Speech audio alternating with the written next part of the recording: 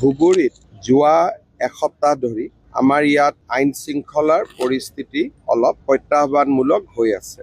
বিষয়টো গম পাই মই আজি ধুবুৰীলৈ আহিছোঁ। ধুবুৰীত ৰাতি শ্বুট এণ্ড চাইট অৰ্ডাৰ দিয়া হৈছে। যোনে শিল মাৰিব, পুলিচে ডাউট কৰিলে তাক গুলি মাৰিব, কোনো কথা নাই।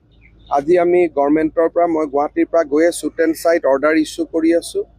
ৰেপিড একশ্যন ফ'ৰ্চ CRP ইয়াত আহিব আৰু ধুবুৰীত যিমান ক্ৰিমিনেল আছে, যাৰ ওপৰত নন বেইলেবল ৱাৰেণ্ট আছে, যি আছে, আমি সকলোকে এৰেষ্ট কৰিবৰ কাৰণে SP কৈছোঁ। ছিনিয়ৰ অফিচাৰ সকলো ইয়াত আহিব। যোনে আইন শৃংখলা হাতত লৈছে তাক আমি কঠোৰ হাতেৰে দমন কৰিম। বাংলাদেশৰ কোনোবা এটা শক্তি ইয়াত ইনভলভ হৈছে। আৰু এটা এইবাৰ ডাঙৰ কথা হৈছে যে বকৰীদৰ সময়ত আগতেও মানুহে যি মাংস খায়, কিন্তু পশ্চিমবংগৰ পৰা ইমান গৰু নাহিছিলে। এইবাৰ হাজাৰ হাজাৰ গৰু কোনোবাই লৈ আহিছে। যিটো মোৰ নলেজত আহিছে, কোনে এই ব্যৱসায়টো আকৌ আৰম্ভ কৰিলে তাৰ ওপৰতো মই ইনকুৱাৰী কৰিব দিছোঁ। আৰু যিসকলে এই ব্যৱসায়টো আৰম্ভ কৰিছে তেওঁলোককো মই এৰেষ্ট কৰিম।